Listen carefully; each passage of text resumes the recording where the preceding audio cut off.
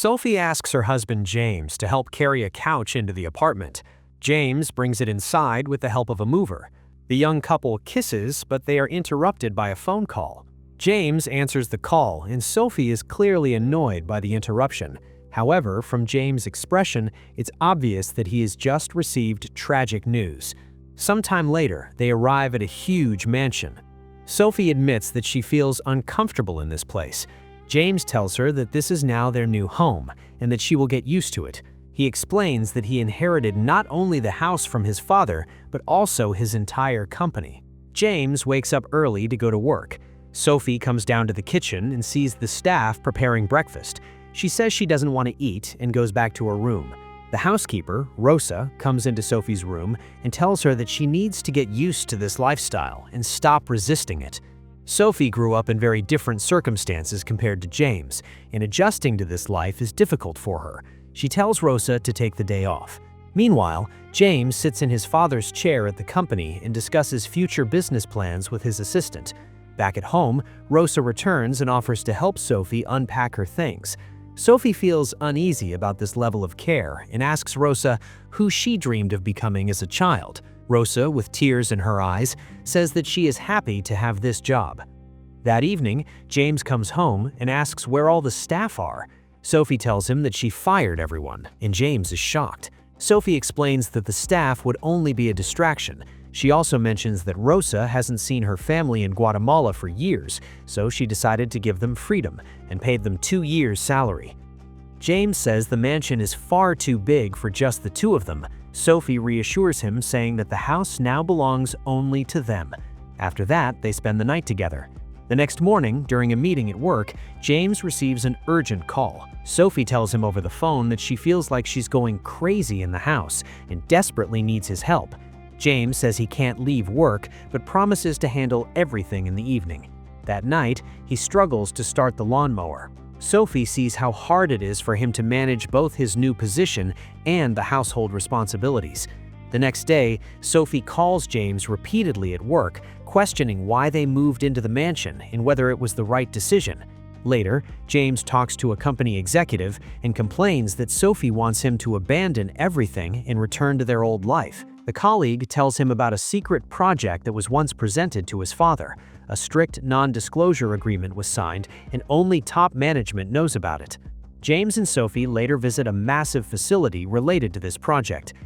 Sophie voices her doubts about the idea, but James insists that the future has already arrived and that she must accept it. They enter an exhibition hall filled with humanoid robots that look exactly like humans. Julian explains that his father dedicated his entire life to this technology. He says no one else in the world has achieved such realism.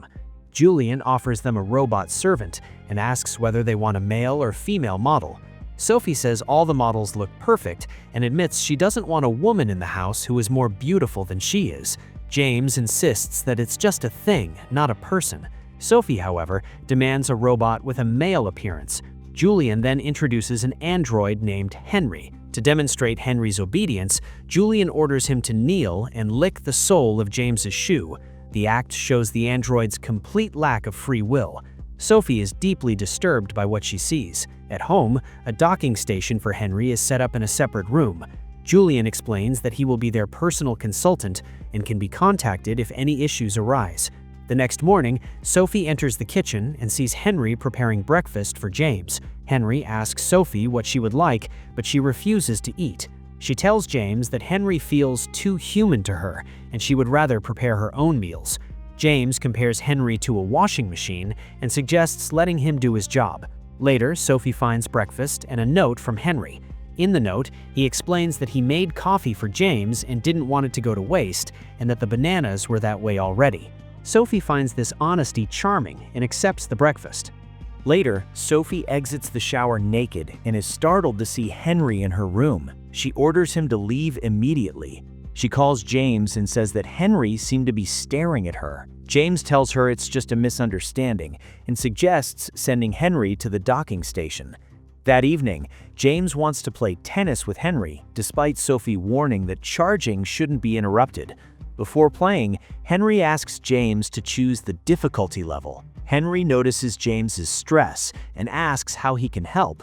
James says that the game will help him relax. During the match, James shouts God's name after missing a shot, prompting Henry to ask why he does that. A conversation about God follows, during which Henry explains that he considers his creator to be his God. The next morning, Sophie asks James how the game went. James says it was great and admits that sometimes it's nice to talk to someone who understands him without judgment. Later, Sophie teaches Henry how to upholster a couch. Henry asks if it matters to her, and she says yes. They talk about dreams, and Sophie asks if robots can dream. Henry replies that they are not programmed to dream. After a long day, Sophie asks Henry if he would like to rest. She gives him a book and asks him to read one chapter a day so they can discuss it later. The next morning, Sophie and Henry discuss the book. Henry says first-person narration makes the reader feel connected to the character. Sophie asks whether he feels that connection, and Henry says he will if she orders him to. Later, James and Sophie relax on lounge chairs while Henry brings them juice. Sophie asks Henry about the emotions described in the book. Henry shares an insightful perspective on passion and love. James joins the conversation, and it becomes clear that Henry can imitate passion if required.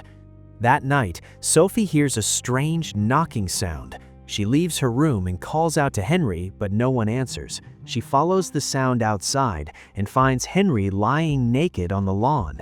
He wakes up confused and asks where he is and how he got there. Sophie asks if he had a dream, and Henry says he dreamed he was human. She takes his hand and leads him inside. James comes out and helps Henry reach the docking station.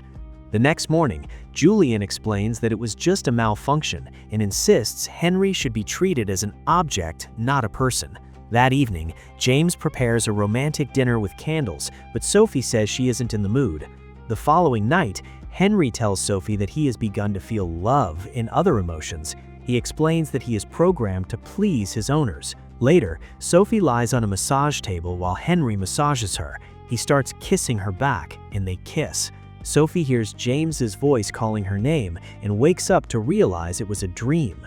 James admits that he regrets moving into the mansion because they have grown distant. Sophie says the change helps her escape her cage and be vulnerable, which is essential for love. James is surprised and asks where she learned that. Sophie says Henry taught her. James becomes jealous of the robot. After James leaves for work, Sophie lies on the bed in revealing lingerie, hoping Henry will enter. Later, by the pool, Sophie asks Henry why he smiles.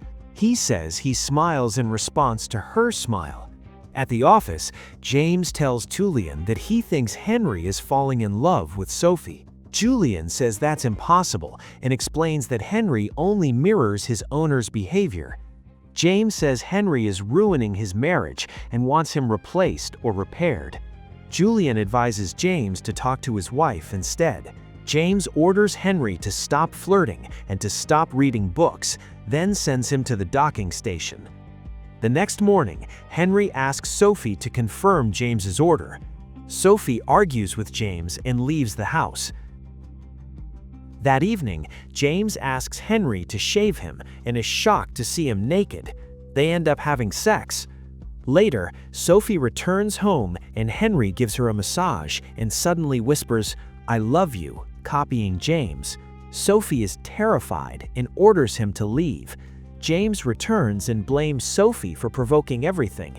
He attacks Henry and destroys the docking station. The next morning, Sophie asks James to stay until Julian arrives, but he can't leave work. James packs his things and is frightened to see Henry, who asks if they plan to get rid of him. Henry says he dreams of becoming human with all its flaws and emotions. He urges Sophie to talk to James. Sophie goes to James's office as Julian arrives at the house. Julian orders Henry to return to the docking station, but Henry refuses. Sophie and James reconcile and return home to find Henry naked in the yard. Henry says Julian left on foot and is not his creator. At Julian's office, police discover the truth.